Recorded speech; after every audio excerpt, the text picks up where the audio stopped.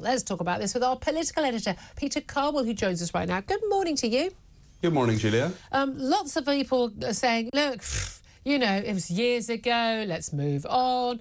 But also that this is a civil service stitch-up. We know the civil service hate Boris Johnson. They hate him as a Brexiteer. He's a Tory, just like they hated Priti Patel, just like they hated Dominic Raab and they hate Suella Braverman. They're out to get him. They want to oust him from even being an MP or any chance of coming back Churchillian style as Prime Minister if when the Tories lose the next election as the next Tory leader.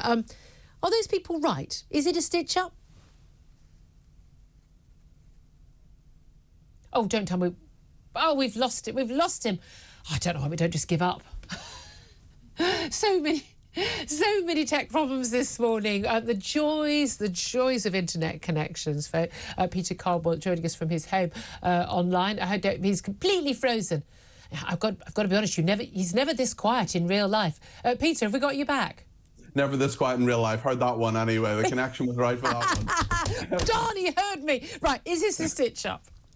I'm not sure it is, because the civil service, of course, are duty bound if they find this kind of stuff in his diary, saying that certain people were there at Chequers, allegedly breaking lockdown, that they referred it to the police. So, listen, I think you're right in that the civil service probably don't like Boris Johnson very much. I think he has been treated badly in some regards, but in regard to having people to Chequers, the law and the rules were there for all of us, and it looks as if the evidence seems to be, anyway, we'll see if it's true, but it seems to be that he broke that by having people to Chequers. Now, he said this is a witch hunt, a stitch-up, and all the rest of it. Let's see. We'll see what the police come up with. Yeah, well, he's threatening to say, well, it'll be another 4 years, knowing how quickly the police were. But look, these things do take, I think, an unnecessarily long amount of time. Just look at everyone's diaries, ask them, were you there, weren't you there? You can tell where people, you can look at phone records of where they were. At the end of the day, he put in rules which he then didn't obey, and most people in Downing Street didn't obey. My argument with this is that not that we should be prosecuting people for breaking the rules. My argument is, why did he put in rules that he didn't think applied to him and his staff?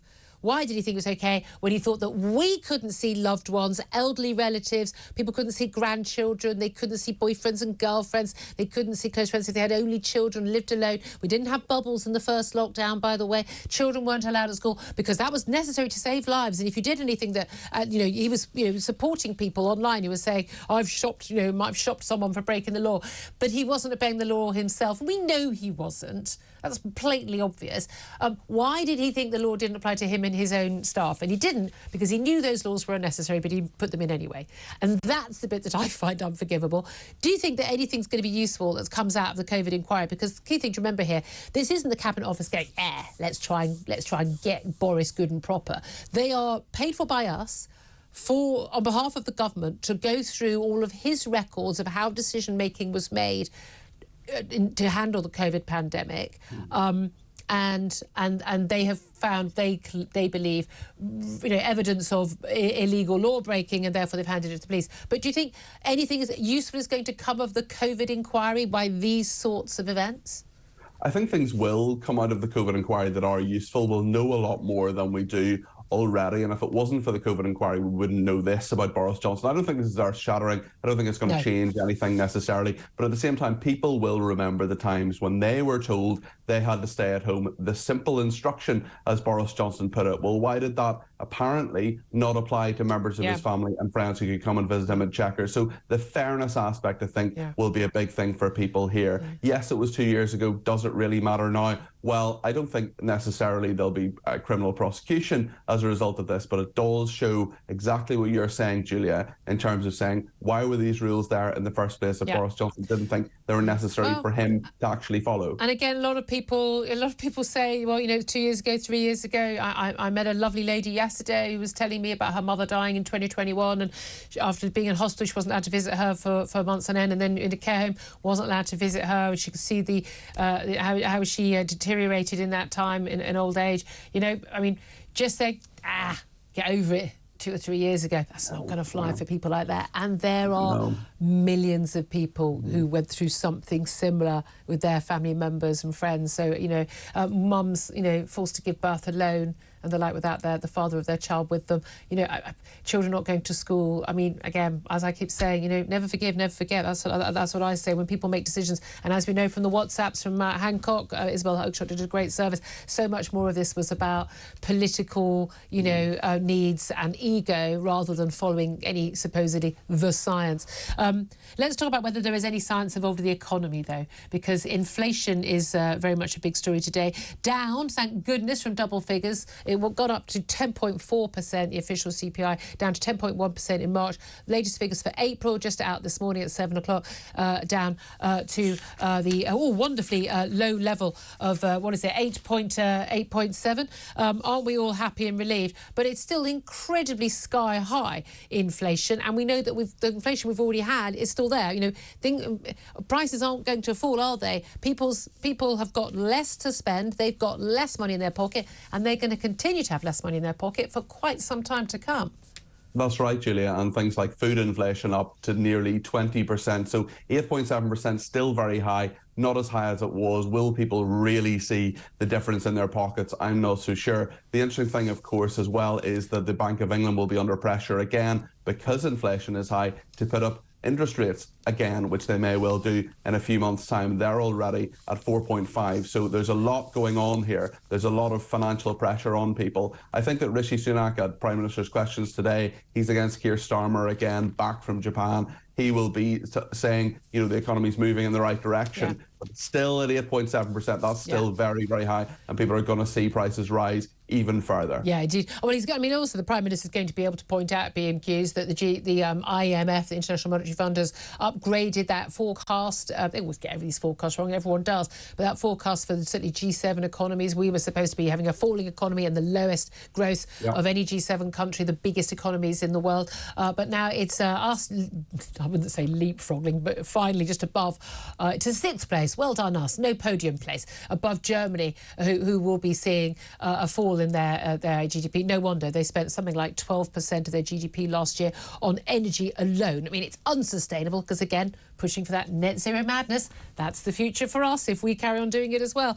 But there's no doubt at all that there is, some good news coming. But for a lot of people, it's going to be good news that is coming too slowly. We've got that energy price cap from Ofgem. It's tomorrow morning that's going to be announced at 7 o'clock. No doubt we'll be leading on that. But, things are starting to go in the right direction, but it's very, very slow. And if you're looking at a general election in 2024, you go with that old Clinton campaign line, it's the economy stupid.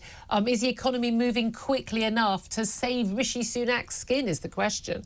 Yeah, I don't think it is, to be honest. And he's put a lot. Remember, 3 of his 5 pledges are to do with the economy. He wants to have inflation. Well, we're not quite there yet. There's still quite a way to go. That's one of the pledges. And I think that once we get to an election in 2024, there's going to be a lot of questions asked about not only is the economy moving in the right direction. It can move in the right direction, but unless people are feeling the difference, unless they're feeling that things are falling or else just stabilising in terms of wages, in terms of prices, in terms of incomes, well, that's not going to help Rishi Sunak. So this is dangerous territory for him. And there's a lot that Keir Starmer can make capital on within this. Absolutely. Just finally, let's talk about immigration. Another big day tomorrow when we get the latest immigration figures covering the whole of 2022.